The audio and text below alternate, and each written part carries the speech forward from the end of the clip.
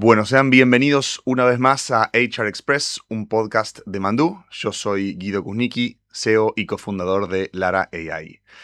Bueno, en el episodio de hoy vamos a tener a Sol Fajardo, que es una de las exponentes en innovación en áreas de recursos humanos.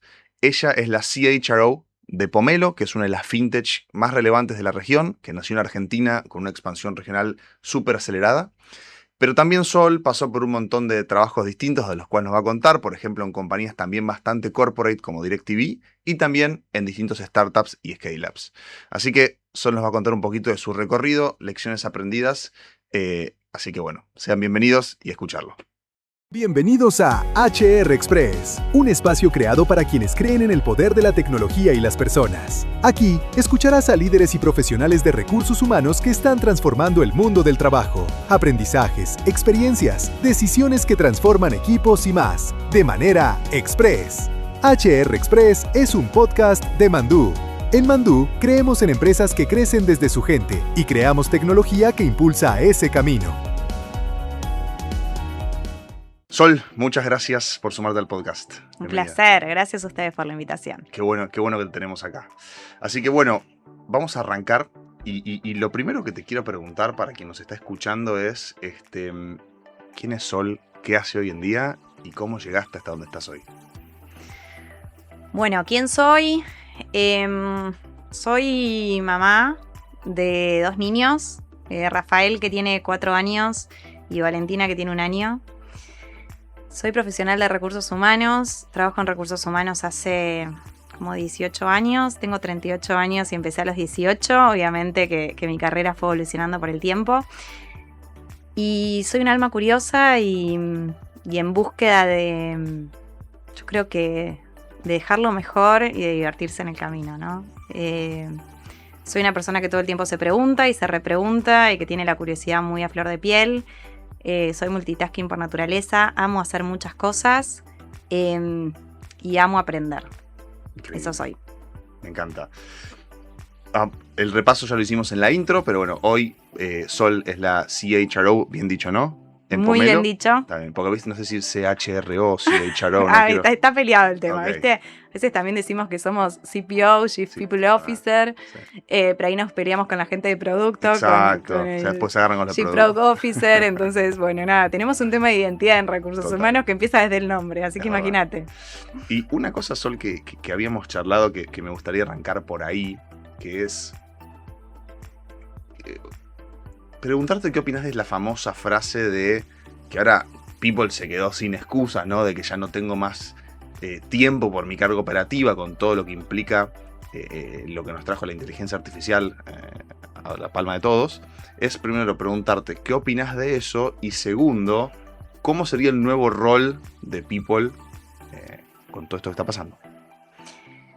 Primero creo que todas las áreas dentro de las organizaciones nos quedamos sin excusas respecto a no tenemos tiempo para hacer el trabajo que realmente tiene impacto porque estamos llenos de tareas más operativas, ¿no? Y esto de quedarnos sin excusas en realidad es, tenemos algo espectacular que es la oportunidad de poder delegar en distintas herramientas de AI tareas que antes hacíamos a desgano y que realmente no nos ayudaban a desplegar nuestro potencial y las teníamos que hacer, ¿no? Eso de invertimos un montón de horas en hacer presentaciones, en completar el Excel, etcétera, etcétera. Y hoy realmente tenemos como un agente que nos está ayudando todo el tiempo y que nos está sacando toda esta parte. Y eso para mí es una oportunidad porque hace que nuestro trabajo sea mucho más interesante. Okay. Pero esto lo podemos tomar como una oportunidad o podemos como quedarnos encerrados como todo, como cualquier revolución, quedarnos encerrados en esto lo tengo que hacer de esta manera y no puedo incluir ninguna herramienta. Si lo tomamos como una oportunidad, creo que nos da el espacio que veníamos como pidiendo desde hace mucho tiempo en recursos humanos, que es ser un área que tenga mucho mayor impacto de la que tiene hoy en día. En muchas empresas esto es una realidad, pero hay muchas otras en donde recursos humanos está solo en las tareas administrativas y operativas, que cuando vos le preguntás a la organización qué hace recursos humanos, te dice me paga los sueldos. Claro. Y eso que para nosotros, por el lugar que ocupamos dentro de la organización, como Pomelo hoy, para nosotros eso es impensado, ¿no? Porque recursos humanos ocupa otro espacio, pero está lleno de organizaciones en donde recursos humanos paga los sueldos, hace las altas, las bajas, y esa es la función.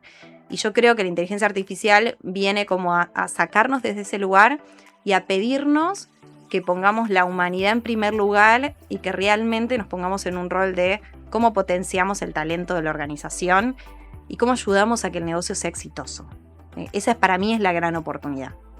Súper, justo dijiste algo que me parece interesante, es cómo ponemos, no quiero refrasearte mal, pero dijiste cómo ponemos la humanidad o la parte más humana como, digamos, como algo principal, y una de las objeciones muy comunes y con mucho sentido también es, pero meter una inteligencia artificial no me deshumaniza el trato con la gente, con las personas. ¿Qué pensás vos al respecto de eso? Yo creo que algo que vino a traer la inteligencia artificial es poner en evidencia cuánto desarrollo tenemos en nuestro pensamiento crítico. Y el pensamiento crítico aplicado a entender en qué partes de nuestros procesos tenemos que introducir inteligencia artificial y en qué parte de nuestros procesos tenemos que resaltar la participación humana. Claro. Por eso yo lo que pienso de la inteligencia artificial es que en realidad no se trata de comprar herramientas o incluir herramientas a todos los procesos que venimos haciendo, sino que se trata de repensar el proceso, identificar si lo que estamos haciendo hoy en día lo queremos seguir haciendo de la misma manera o queremos modificarlo. Y en base a ese proceso que nosotros pensamos que es el mejor para este estadio, pensar en qué etapas vamos a introducir inteligencia artificial y qué vamos a hacer con ese tiempo que se libera. Yo creo que lo que tenemos que hacer desde recursos humanos con ese tiempo que se libera es poder tener más cercanía a la gente. Okay. O sea, yo lo que me imagino es un recurso humano que realmente tenga la disponibilidad de poder dejar de invertir un 30-40% de su tiempo en hacer planillas, presentaciones, etcétera, etcétera, y eso lo pueda como delegar y que pueda invertir ese tiempo en entender realmente la dinámica organizacional, en estar cerca de la gente, en resolver problemas, en ayudar para que al negocio le vaya muy bien y para que el talento se pueda desplegar. Eso es lo que yo me imagino. Entonces, por eso para mí es como esta oportunidad de humanizarnos más y estar mucho más cerca de la gente y sacar nuestro lado más humano desde el punto de vista de aquellos que nos dedicamos a recursos humanos. Lo que realmente queremos es generar más y mejores organizaciones en donde el trabajo se disfrute y el trabajo acompañe el desarrollo de las personas, ¿no? O sea, ninguna persona, es muy raro que te encuentres con alguien que se dedica a recursos humanos que te diga no me importa la gente. La verdad es que si nos dedicamos a recursos humanos es porque realmente pensamos que el trabajo es una parte muy importante de la vida y queremos que ese trabajo nos permita desplegar el talento y si se disfruta mucho mejor. Entonces yo lo que creo es que esta es una oportunidad para poder dedicar más tiempo a ese rol y a ese objetivo, y obviamente que pienso que cuando el talento se despliega y cuando realmente el trabajo se combina con la felicidad, los resultados son mucho más posibles. Total, absolutamente. Así es. Sol, creo que nos podemos hablar 2 horas enteras de impacto de IA, pero digamos, para hacerlo más jugoso, algo que a mí me llama mucho la atención es, ¿hace cuánto existe Pomelo? 5 años. 5 años. Claro, bueno, yo te iba a decir exactamente si hace 5 años le preguntas a alguien qué es Pomelo, quizás no existía, cosa que no estuve tan lejos. Pero hoy en día, al menos en Argentina, para quien nos escuche de otra parte de Latinoamérica, Pomelo es una compañía de fintech que, por no decir prácticamente todo el ecosistema emprendedor y tecnológico, ni hablar del mundo más financiero, lo conoce, ¿no? O sea que tuvieron una expansión local y también regional muy, muy fuerte. ¿Cuál fue, en tu experiencia, el rol del equipo de recursos humanos en una expansión tan acelerada como la de Pomelo? Digo Argentina, pero también es la región, ¿no? ¿Qué hace recursos humanos? ¿De qué se tiene que ocupar ahí? Bien. Primero lo que creo es que Pomelo tiene la particularidad de ser una compañía en donde sus fundadores desde los inicios pusieron al área de recursos humanos en un lugar estratégico de la organización. Okay. Y eso no es menor, porque recursos humanos necesita tener un espacio, que obviamente ese espacio se va ganando y se va desplegando, pero es importante que lo tenga. Entonces, lo primero que te diría es recursos humanos desde los inicios tuvo un lugar importante y se le dio un lugar importante, ¿no? Recursos humanos reportando al CEO de la organización, recursos humanos en la mesa del leadership. Y cuando te digo recursos humanos es como la voz del equipo, pero desde un lugar de cómo la gente potencia la estrategia. Bien. Entonces, ese lugar siempre estuvo. Y eso hizo que recursos humanos pueda desarrollar un montón de procesos. Digo recursos humanos pueda porque soy yo y todo un equipo espectacular. Entonces, que desde recursos humanos se pueda generar procesos que apalanquen el negocio y que generen cierta claridad. Cierta claridad respecto a cómo se crece en la organización, respecto a qué se premia en la organización, respecto a qué se castiga en la organización, respecto a qué talento puedo desplegar, respecto a cuáles son las oportunidades que puedo tener.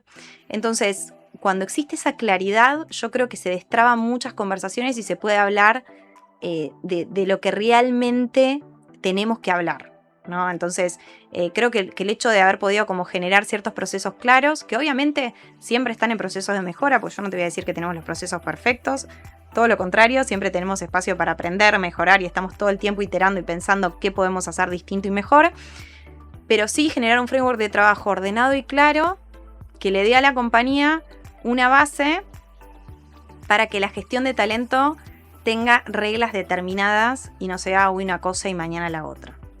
Y perdón, me parece súper interesante, pero a veces me pasa que no, digamos, si bien trabajo en áreas de recursos humanos, con áreas de recursos humanos, no soy de recursos humanos. ¿Me puedes dar algún ejemplo? Digamos, de, por ejemplo, ¿cuál es esa base donde ustedes se metieron esos procesos donde dijeron, estemos todos en sintonía respecto a esto? O alguna cosa que te acuerdas que fue como trascendental en esa expansión acelerada. Mira, a ver, hay un montón de procesos. Performance Review es un proceso que para mí es clave, que es entender cómo crece la gente en la organización, cómo puedo obtener una promoción, qué es lo que se va a premiar o qué es lo que no se va a premiar. Entonces los criterios y la evaluación y la mirada 360 para mí es algo fundamental. O sea, nosotros trabajamos mucho para generar una cultura meritocrática. Obviamente la objetividad al 100% es imposible porque somos personas, pero cuando está esa base clara, esto es clave. El proceso de pay review también es clave, ordenar cuándo vas a dar revisiones, cuál es tu política respecto a compensaciones. Ese proceso debe estar súper claro. Los procesos de atracción de talento son para nosotros procesos claves en donde nosotros determinamos ciertas competencias y somos muy claros respecto a lo que buscamos, a lo que no buscamos y tenemos parámetros claros. O sea, y eso se respeta. Y realmente es una organización en donde los procesos de selección tienen ciertas etapas y no importa que sea conocido de, amigo de, y esto que te nombro, que parece normal en muchas organizaciones, se genera mucha inconsistencia en los procesos de selección. Claro. Y eso después genera mucha problemática. Pomelo es una empresa que en lo particular el proceso de selección es un proceso que lidera People y no importa de dónde venga la persona, todos pasamos por un proceso similar de evaluación en donde se mira objetivamente y esto hace que el talento que ingrese realmente sea un talento hipervalidado por reglas muy justas, ¿no? Te podría hablar de eso y después también te podría hablar de que en esta expansión nosotros como equipo de People siempre acompañamos este proceso de expansión desde el lugar de entender el mercado de talento al cual nos estamos incorporando, entender cuáles son las reglas, entender cuáles son las adaptaciones que tenemos que hacer a nivel cultural, a nivel legal, a nivel salarial. O sea, nosotros vamos acompañando al negocio en la expansión, que en el caso de Pomelo fue la expansión a todo LATAM, y la verdad es que en este proceso vamos aprendiendo junto al negocio y nos ponemos como un partner. Y como el negocio ve las oportunidades que hay en ese país y en el mercado, nosotros vemos el mercado de talento y ahí readaptamos, hacemos y buscamos posicionarnos lo mejor posible para atraer al mejor talento. Ok, increíble, está bien entendido. ¿Cuántas personas son hoy en Pomelo aproximadamente? 300 personas. ¿Y en el equipo de People? En el equipo de People somos 10 personas. Ok, un buen ratio. Sí. Te quería hacer una pregunta hablando también del equipo de People porque va a sonar medio ignorante de mi parte esto, pero muchas veces viste que hay algunos roles que se llaman talento y cultura. Sí. ¿Qué manejas? Talento y cultura. Y muchas veces escucho que la cultura es algo medio como que es de todos, pero mi pregunta a fin de cuentas, y que esta la puedo dividir en dos, es ¿qué es la cultura? ¿No? ¿Qué definición corta le puedes dar de la cultura? ¿Y quién es responsable? ¿Es responsabilidad de todos, de los líderes de talento humano? ¿De quién? Bueno, buenísimo. A ver, acá te puedo hablar un montón y te puedo hablar también de equivocaciones. Y ahora te voy a contar un poco lo que estoy aprendiendo en este camino. Primero, a mí me gusta ver la cultura como la personalidad de la organización. O sea, lo que yo siempre digo es, cada uno de nosotros tiene una personalidad. Yo, Sol, tengo una personalidad, vos, Guido, tenés otra personalidad. Cada organización tiene su personalidad. Y esa personalidad hace a su identidad, ¿sí? Si a mí me tendrías que describir, me dirías un montón de adjetivos calificativos, algunos buenos y otros no tan buenos. Y en las organizaciones pasa lo mismo. Y tendemos a romantizar la cultura y a pensar que las culturas son solo un montón de adjetivos positivos, hermosos, que ponemos ahí en la pared y los pegamos. Pero la realidad es que la cultura es lo que cada persona respondería si yo le pregunto cómo es trabajar acá. Y para algunas personas, una cultura puede ser espectacular y para otras personas esa misma cultura puede ser horrenda. Okay. ¿Sí? Y ahí está mucho nuestro trabajo de recursos humanos, de entender cuáles son las personas que realmente se van a adaptar a la cultura que la organización tiene. Otra cuestión importante respecto a la cultura es entender cuál es esta personalidad organizacional. Porque a veces nos pensamos, y esto ocurre un montón, que la organización es de cierta manera, pero cuando empezamos a preguntar a la gente decimos, la gente tiene otros descriptores que son completamente diferentes a los que yo me imagino. Entonces esta distancia entre la organización que el CEO / dueño piensa que tiene, digamos, esta identidad que si yo le pregunto a un dueño me va a responder, y la que piensa la gente, a veces hay distancia. Y lo importante es tratar de que esa distancia sea lo más cortita posible para que haya coherencia organizacional. Y cuando yo diga, estos son los principios culturales de esta compañía, la gente diga, el equipo diga, sí, la verdad es que sí, son estos.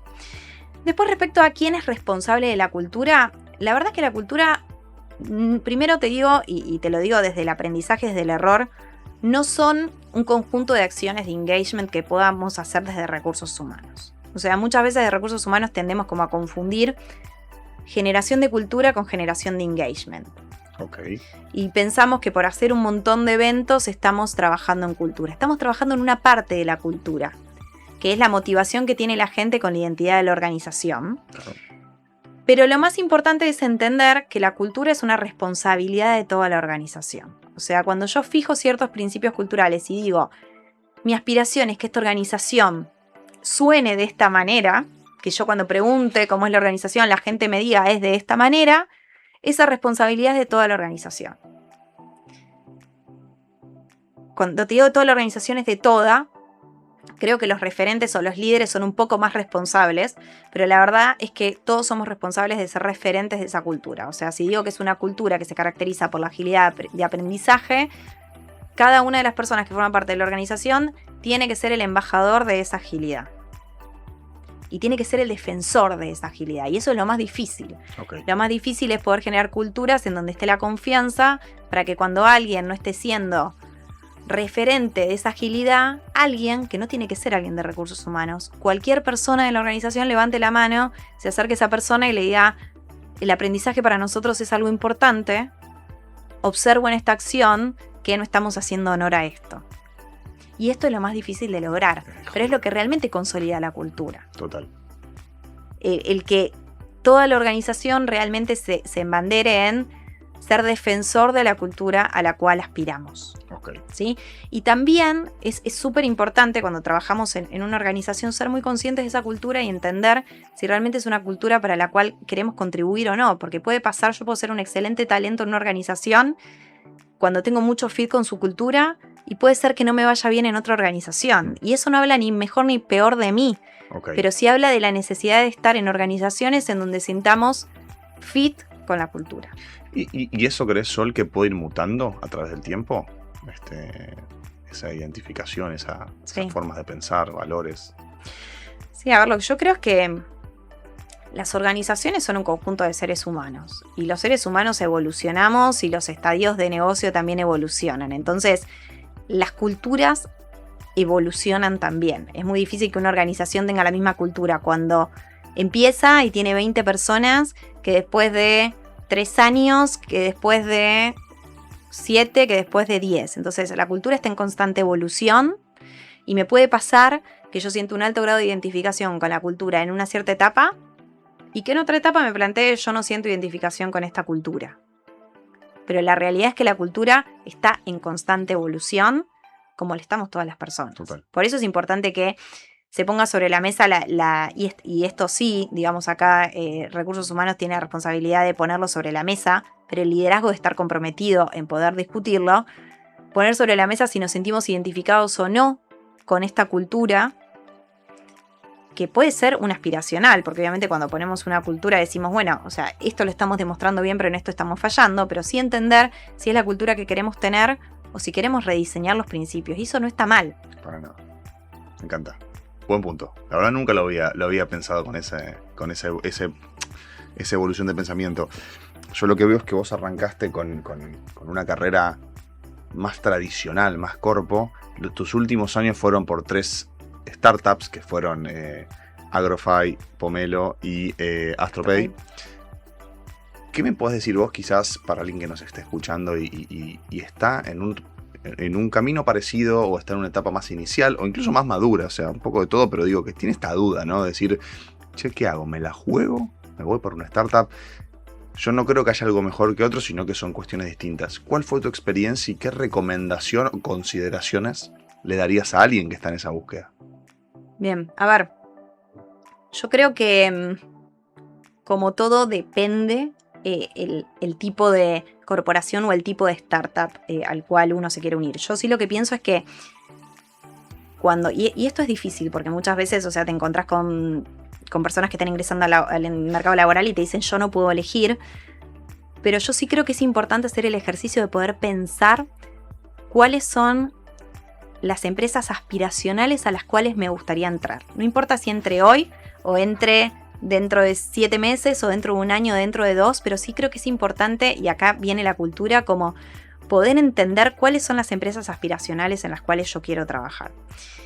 En mi caso, a mí me sirvió muchísimo ingresar primero en una empresa familiar, porque ahí es como que yo pude ver como, y también tenía que ver con mi momento de desarrollo, como cómo funciona una organización como un todo, ¿no? Una empresa chica de 70 personas en donde yo podía ver todo, y podía entender como los distintos subsistemas, cuando te digo subsistemas, te digo las distintas áreas, finanzas, marketing, y podía como entender un poco de todo desde una curiosidad mucho más grande, ¿no? Yo estudié administración porque siempre pensé que hay que entender la empresa para después entender el área. Entonces a mí me dio ese acercamiento. Pero después, el ir a una corporación, a mí me enseñó mucho el poder pensar poder pensar acciones teniendo una base fuerte en procesos.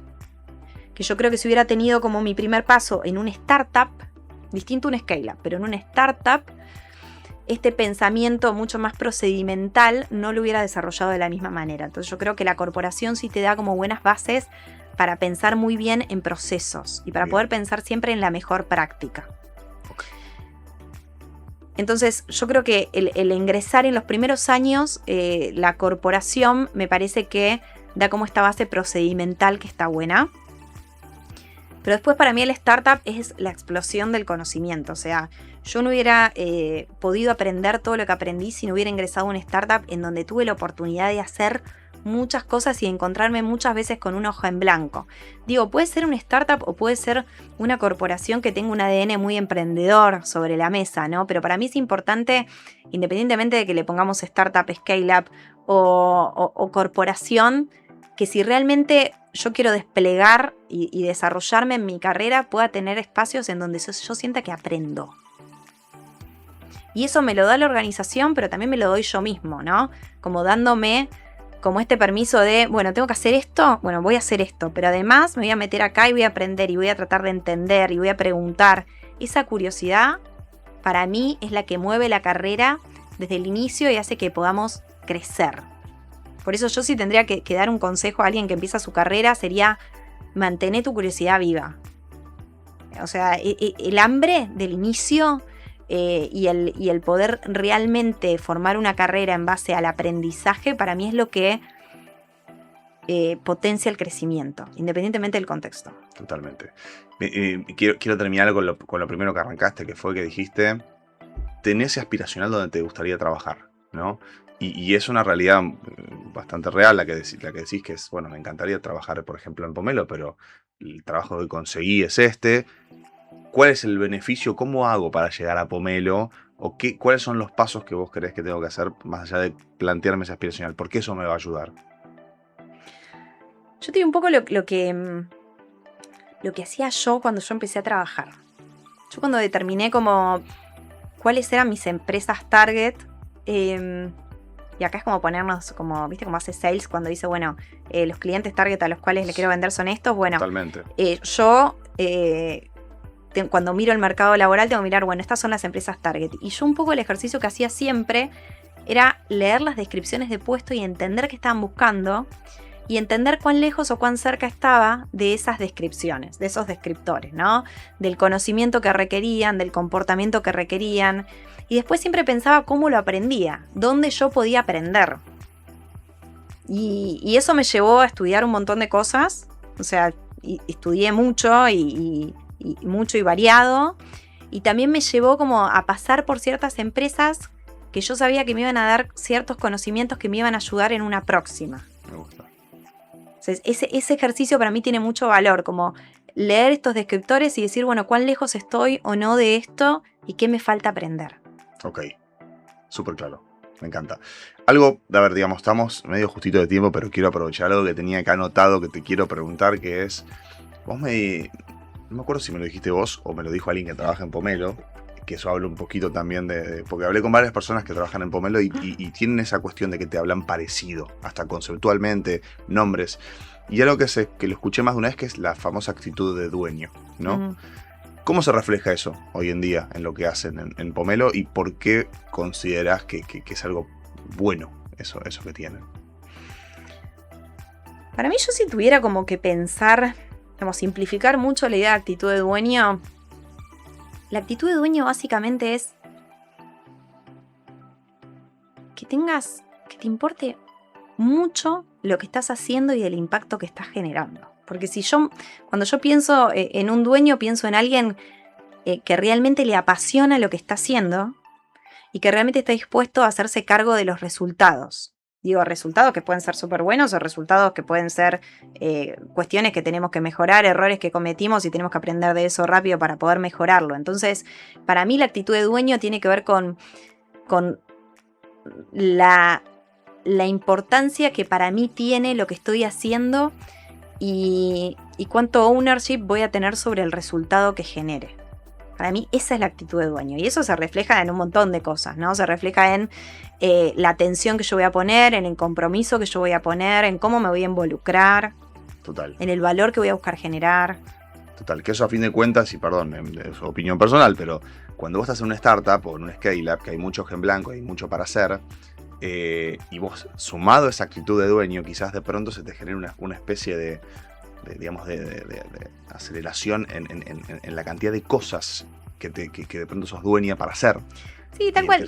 Sí, y al fin y al cabo yo lo que creo es que como individuos tenemos que pensar un montón en cuánto las posiciones que estamos ocupando nos están desarrollando a nosotros. Entonces la actitud de dueño, lo que para mí te permite, independientemente, digamos, de la organización, la actitud de dueño te permite adueñarte de tu propia carrera. Total. Porque en realidad la actitud de dueño es actitud de dueño para con tu carrera. Entonces, Total. Adueñarte de tu propia carrera y pensar esto que estoy haciendo, cuánto está contribuyendo a que yo pueda desplegar el talento y a que yo pueda evolucionar.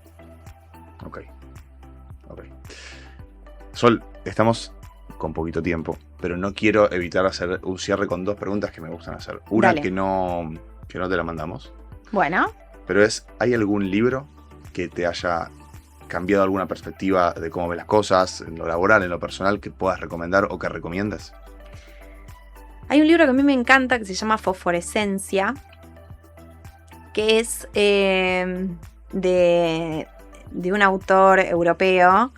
Ahí, si querés lo buscamos, se llama Norbert Montfort, si no me acuerdo. Pero es un libro que básicamente habla de liderazgo desde una experiencia de vida y básicamente habla de la responsabilidad que tenemos los líderes en hacer brillar el talento de las personas. Y a mí este libro como me trajo algo que yo venía como pensando mucho, que es cómo hacemos para que nuestro rol realmente de líderes valga la pena. Y para mí tiene mucho que ver con eso, tiene que ver como con poder desarrollar nuestra capacidad y poder desarrollar la suficiente confianza para que la persona sienta que puede desplegar su talento. Y eso ayuda a la organización, ayuda a la evolución de la persona y ayuda a que realmente lo que nosotros hagamos valga la pena. Total. Así que es un libro que recontra recomiendo, Fosforescencia. Anotarlo. No me acuerdo exacto el nombre del autor, pero búsquenlo así que lo van a encontrar. ¿Está en español? Está en español. Está en español. Y la otra pregunta para cerrar es, estando en el momento en el que estamos, ¿no? Donde todo nos causa una ansiedad muy grande de decir, che, esto con inteligencia artificial yo no lo estoy haciendo, estoy haciendo algo mal. ¿Cómo gestionamos, digamos, esa continua adrenalina de me estoy quedando atrás, ¿no? Digo, tanto para con nosotros en nuestros roles como para con la gente, porque a fin de cuentas People es quien está detrás de todo esto. En realidad People está detrás de todo esto y está sufriendo lo mismo que sufre el resto de la gente, ¿no? Porque a veces ponemos a People en un lugar como de héroe, cuando en realidad People está sufriendo el mismo agotamiento cognitivo que sufre el resto de las personas en la organización. Yo creo que estamos en un momento de disrupción constante, en donde todo el tiempo nos sentimos que nos quedamos atrás, en donde tenemos una ansiedad y una sensación de no suficiencia permanente, que es compleja. Pero yo creo que hoy más que nunca tenemos como que, yo siempre lo que pienso es que hay algo que la inteligencia artificial no va a poder tomar, que tiene que ver como, por ahora, ¿no? Que tiene que ver como con nuestro sentido de la sensibilidad, de la intuición, de esa corazonada, de lo más sutil. Entonces yo lo que creo es que ante tanta ansiedad es importante poder generar espacios para parar. Y eso es difícil, y con la inteligencia artificial es difícil. De hecho, justo la otra vez lo hablaba con una persona de tecnología que me decía, yo siento cuando estoy programando que no puedo parar y entro como en un juego que después me doy cuenta que estoy agotado. Claro, porque no podemos ir a la misma velocidad que va la inteligencia artificial, pero yo creo que nos lleva a la necesidad de tener cada vez más conciencia en cuándo es el momento de parar y realmente pensar qué implementar, dónde implementarlo, qué impacto, y tomarnos el tiempo para respirar, que parece una obviedad. Pero realmente creo que hoy, con tanto estímulo, ese espacio hace la diferencia en nuestra productividad. Bueno, Sol, un placer tenerte acá. Gracias por el tiempo. Gracias. Y bueno, nos veremos la próxima. Dale, gracias por la invitación. Un gusto.